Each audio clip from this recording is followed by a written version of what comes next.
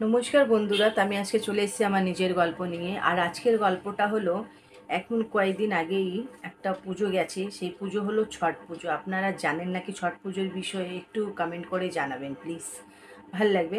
তাই হিন্দুস্তানিরাই না, এটা বাঙালিরাও সবাই এখন ছট পুজো করে।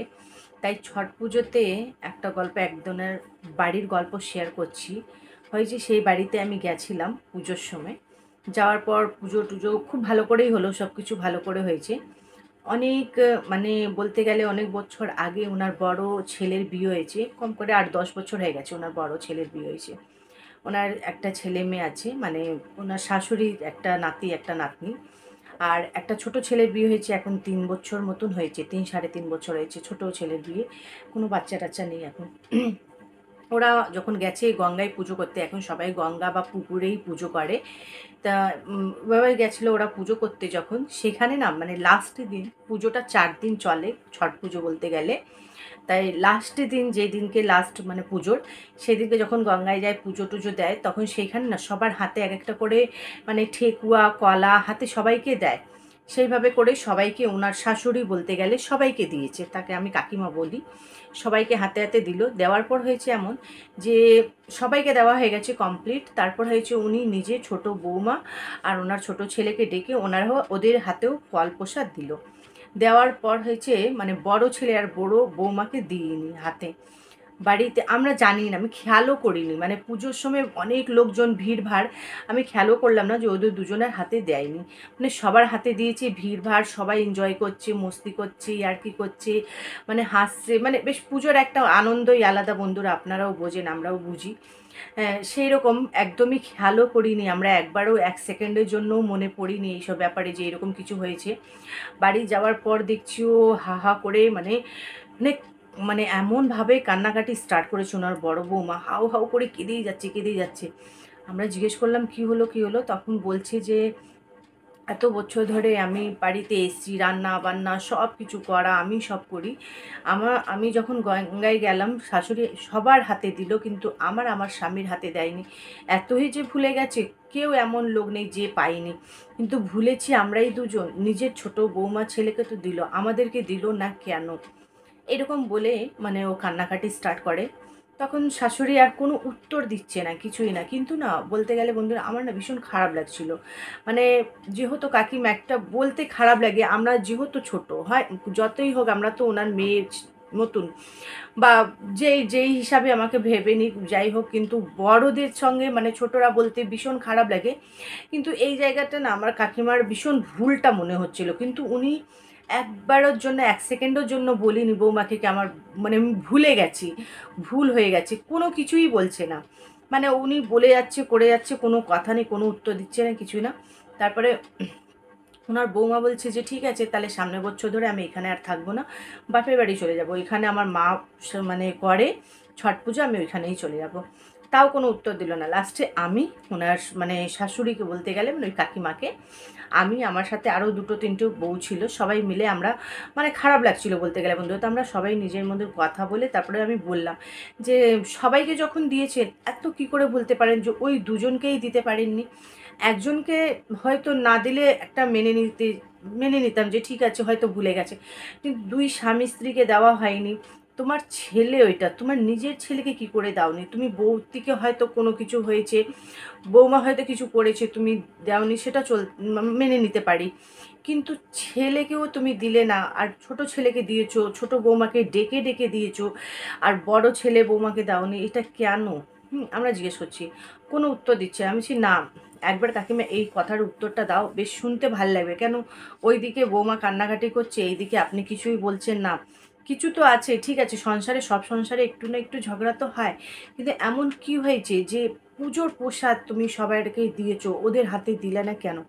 এটা বন্ধুরা বলতে গেলে নিয়ম আছে গঙ্গায়, মানে গঙ্গায় বা পুকুরে যেখানেই পুজো হোক সবার হাতে হাতে মানে দেয়। হাতে বলতে কি মানে যদি শাড়ি টাড়ি পরে থাকলে মানুষ আঁচলে নেয়, মানে একটা নিয়ম আছে। বা বড় মানে ছেলেরা যদি নেয় তারা তো হাতেই নেবে, সবাইকেই দেওয়া হয় সেখানে, মানে মুখ মিষ্টি করে, মানে যেটা মানে ঠেকুয়া দেওয়া হোক, কলা দেওয়া হোক, ফল দেওয়া হোক, ওইখান থেকে একটু খেয়ে আসতে হয় সবাইকে, বা একটু হাতে করে নিয়ে আসতে হয় ফল, বেশ ভালো হয় এটা।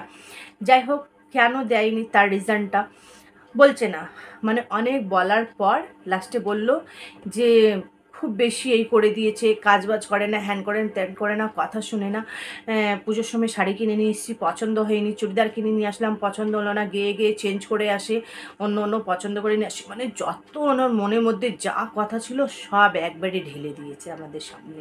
মানে কোনো কিছু বাদ নেই, সব কথাই মানে বলছে যে এরকম করেছে, এরকম করেছে। তারপর কি, যেহেতু ফ্যামিলির ব্যাপার না, সব কিছু তো আমাদের বলা যাবে না। আমরা অত কিছুই মানে কিছুই কোনো কথায় আমরা উত্তর আর দিতে পারছি না, এতই কথা বলছে। আর বৌমা এদিকে যেই কথা শাশুড়ি বলছে সেই কথা উত্তর বৌমা দিচ্ছে। মানে কি, আমার পছন্দ হয়নি শাড়ি, তার মানে ওই শাড়ি পরবো? তুমি বলছো শাড়িটার দাম 2200 টাকা, তাহলে আমি 2200 টাকার শাড়ি পরবো যেই শাড়ি আমার পছন্দই হচ্ছে না? আর আমি যদি 300 টাকা লাগিয়ে যদি আমি 2500 টাকার শাড়ি নিয়েছি, সেটা শাড়ি আমার পছন্দ, সেই শাড়ি আমি একবার না 100বার পরতে পারি। কিন্তু তুমি যেই শাড়ি দিয়েছো আমার পছন্দ হয়নি, ওইটা আমি একবারও পরবো না, তো তোমার কেমন লাগবে?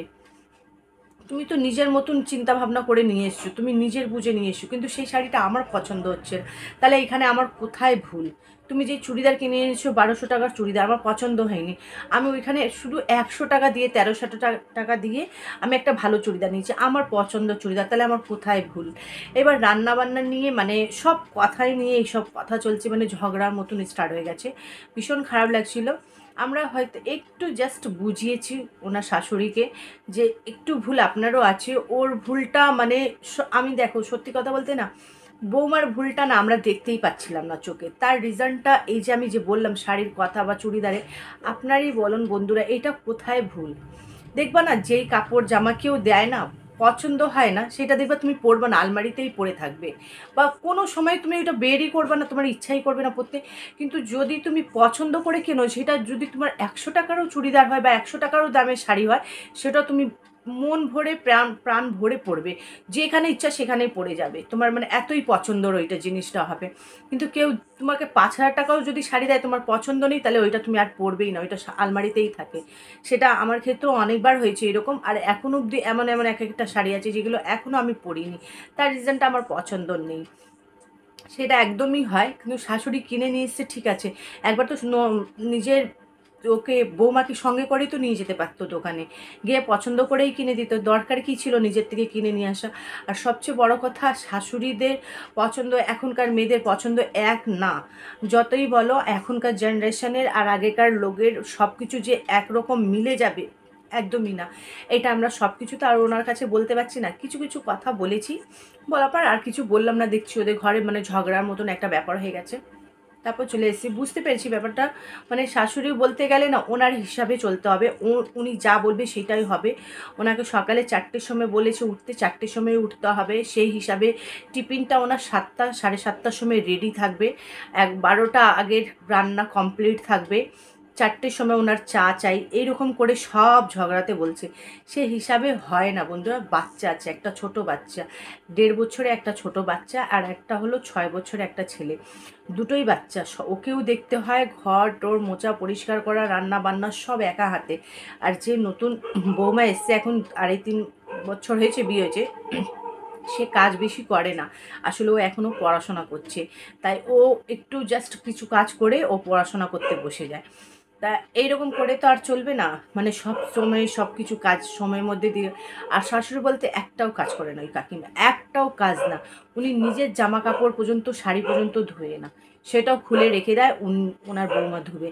মানে শ্বশুরের জামা প্যান্টগুলো ওনার বৌমা ধুবে, সেইগুলো ওনার শাশুড়ি ধুয়ে দেয় না। কিন্তু এটা কোন জায়গায় উচিত আর কোন জায়গায় সঠিক সেটা বলো, আমরা উত্তর দিতে পারিনি এই জায়গাতে। যখন বৌমা বলছে যে এই কথাটা আমি যেখানেই বলেছি, কেউ মানে এই কথাটাতে আমাকে বলেছে যে আমি নাকি ভুল কাজ করছি, আমি কেন ধুচ্ছি, আমার ধোয়াই উচিত না, বলছে এটা ছেড়ে দাও, তুমি ধুবেই না, ওইভাবে ছেড়ে দেবো। আমার শ্বশুরের জামা প্যান্ট কে ধোয়, কোন বৌমা ধোয়? হ্যাঁ, কিছু প্রবলেম শাশুড়ির আছে, শরীরে কোনো রোগ আছে, কিছু আছে, তাহলে ধুতেই পারে। কিন্তু শাশুড়ি তো একদম ফিট, একদম ভালো, একদম ভালো বলতে গেলে, সব জায়গায় ঘুরছে ফিরছে, এনজয় করছে, সব করছে। এদিকে নিজের জামা কাপড়ও ধোবে না, শ্বশুরের জামা কাপড়ও ধোবে না, নিজের স্বামীরটাও ধুবে না। সেটা ধুবে কে? বৌমা। মানে বৌমা না, সে ও হলো বাড়ির চাকর, আর কিছুই না। যাই হোক, এইভাবে করে আর ওদের সাথে আমি কিছুই বললাম না, কেন ভাল লাগছিল না। মানে কথাগুলো শুনে বুঝতে পেরেছি ওনার শাশুড়ি ভীষণ ভীষণ ঝগড়াটি মানে ঝগড়া তো মানে তার সাথে আমরাই পারছিলাম না, যা ঝগড়া করছিল মানে ওনার বৌমার সাথে আমরা চুপ করাতে পারছিলাম না, মানে খুব ভীষণ গলা আছে, ভীষণ কথা, ভীষণ এই ভাল লাগছিল না। আমরা বেশি বললাম না, কাকিমা কাকিমা করে দুটো চারটে কথা বলে চলে এসেছি। ভাল লাগছে না বন্ধুরা, তাই এই গল্পটা আপনাদের সাথে শেয়ার করলাম যে এইরকম একদমই উচিত না। মানে ঝগড়াটা, এইরকম ঝগড়ার জন্য উনি ওনাদের ছেলে আর বৌমাকে প্রসাদ পর্যন্ত দেয়নি, কিন্তু এটা কোন জায়গায় উচিত? বাড়িতে তো প্রচুর প্রসাদ, সেই প্রসাদ আলাদা কিন্তু বন্ধুরা, কিন্তু হাতে যে তুলে দেয় না প্রসাদ পুজোর সময়, সেই প্রসাদ একদম আলাদা, সেই ব্যাপারটাই আলাদা।